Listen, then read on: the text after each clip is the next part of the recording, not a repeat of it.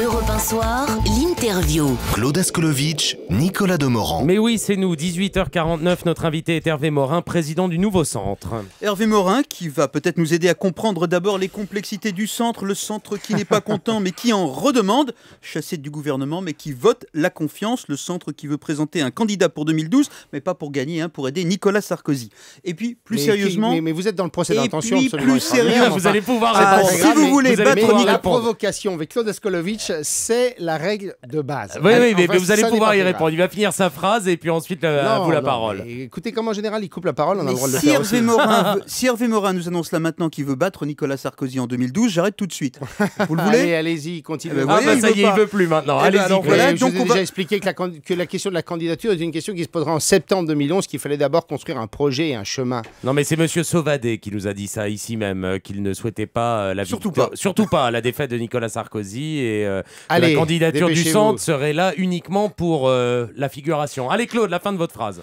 On va parler d'une affaire plus sérieuse. Hervé Morin, et là je pose mes mots, qui doit avoir Hervé Morin les oreilles qui sifflent à chaque fois que Nicolas Sarkozy, justement, et son successeur Alain Juppé promettent de collaborer pleinement avec la justice dans l'affaire Karachi. Ils promettent que tous les documents demandés par les juges seront désormais transmis. Tout est dans le désormais. On a l'impression, en creux, parfois, Hervé Morin, que ce n'était peut-être pas le cas quand vous étiez, vous, le ministre de la Défense. Vous avez tout transmis, Hervé Morin? Écoutez, j'ai même fait mieux que cela, Nicolas Demorand. Lorsque j'ai eu une première saisine, puis une deuxième saisine du juge d'instruction, du juge Trévidic, et j'ai indiqué au juge Trévidic que sa saisine n'était pas complète et que nous pouvions lui fournir d'autres documents.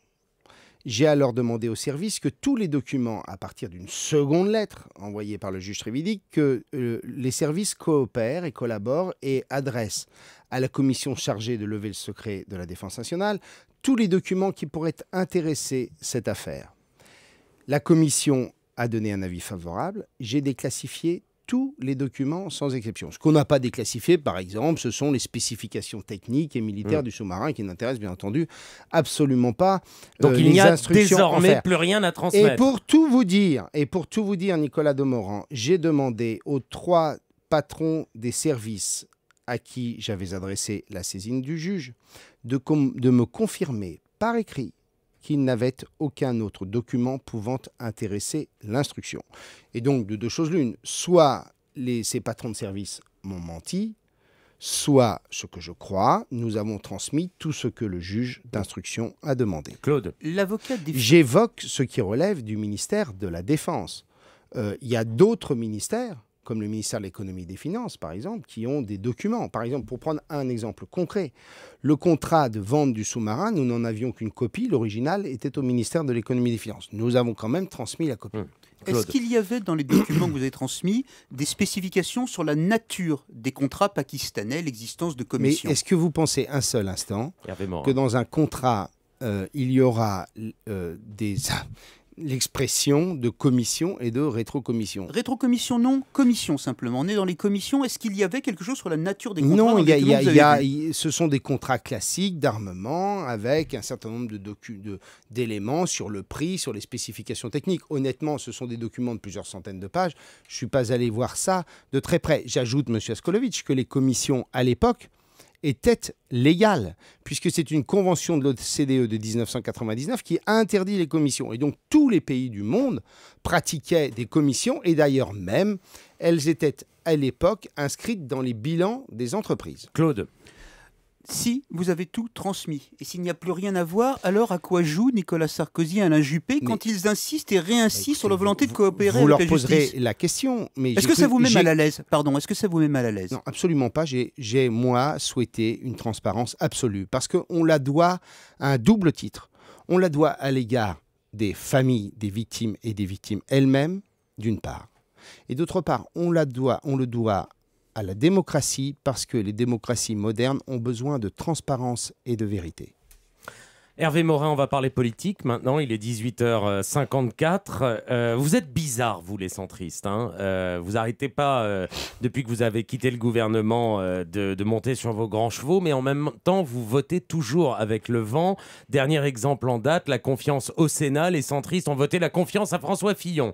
Alors, vous êtes dans la majorité, vous n'y êtes plus. Où on en est là ? Où on en est Quel maintenant ? film vous êtes en train de raconter ? Le vôtre, non ? Le film que vous racontez, c'est un film que vous... Bon, les centristes n'ont pas voté la confiance. Que vous voulez imaginer ou qui vous ferait plaisir. Non, mais j'aimerais juste savoir ce qui se passe dans la tête d'un centriste. Excusez-moi, nous sommes, dans la majorité. Nous voulons être un centrisme de construction. Nous voulons être un centrisme positif qui participons à l'expression de la meilleure idée et du meilleur projet pour la majorité. Ce qui nous différencie d'autres centrismes qui sont rentrés dans l'opposition et qui progressivement sont dans la solitude, en confondant solitude et indépendance, c'est que nous pensons que lorsqu'on est centriste, on a un socle de valeurs, la liberté d'entreprendre, la responsabilité individuelle, rien de nouveau qui sous le nous soleil, amène... Rien de nouveau sous le soleil. Si ce n'est que vous n'êtes plus au gouvernement, à part ça, rien de nouveau sous le soleil. Qui nous amène à considérer que nous avons un accord avec la droite. Ce que je veux dire et ce que je veux construire, Nicolas Demorand,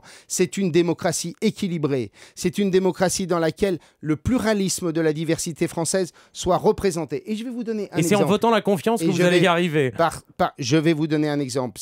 Et c'est quoi ? C'est en votant la défiance et en s'inscrivant avec le Parti socialiste. Comme disent les philosophes, on se pose en s'opposant à un moment, non ? Oui, mais là, on a un contrat de législature et il y a une deuxième période qui est celle de l'expression de votre projet.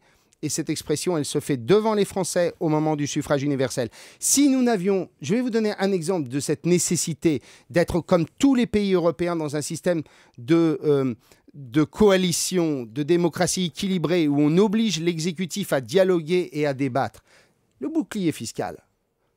Le groupe Nouveau Centre, pendant 3 ans, a expliqué que c'était une mauvaise réponse à un vrai problème. Le vrai problème, c'est l'actionnariat stable, c'est la nécessité d'investir dans le pays. Et nous avons dit, le bouclier fiscal, ça ne tiendra pas. Eh bien, si nous avions eu une démocratie plus équilibrée, nous aurions pu faire entendre notre voix et faire en sorte qu'émerge la meilleure solution. Voilà ce que nous voulons à partir de 2012, comme Nicolas Demorand, jusqu'en 2002. Non, mais nous, on voudrait voir la différence. L'UDF et le RPR. Hervé Morin et le RPR existaient et cohabitaient ensemble. Hervé Morin, retour à l'arrêté. Oui. 2012, il y aura un candidat, Nicolas Sarkozy, qui est un homme affaibli aujourd'hui dans l'opinion. Prendrez-vous, en vous présentant, le risque de le faire battre, le risque de le voir être devancé par Marine Le Pen? C'est un risque qui existe. Attendez, si vous craignez un seul instant que Nicolas Sarkozy ne puisse pas être au second tour de l'élection présidentielle, ça veut dire que l'élection est déjà perdue. Ça voudrait dire qu'il fait quoi? Moins de 15-16%. Attendez, soyons sérieux.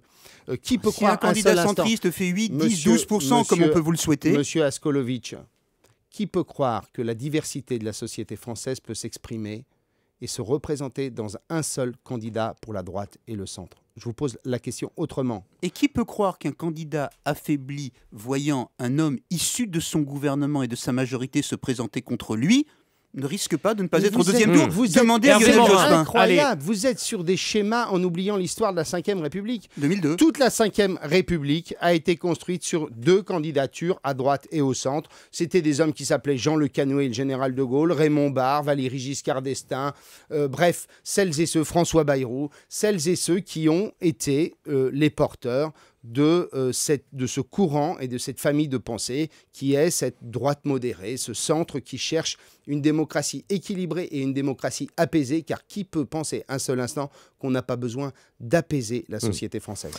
Merci Hervé Morin, président du Nouveau Centre. Merci d'avoir été avec nous en studio à Europe 1, 18h58. Hélène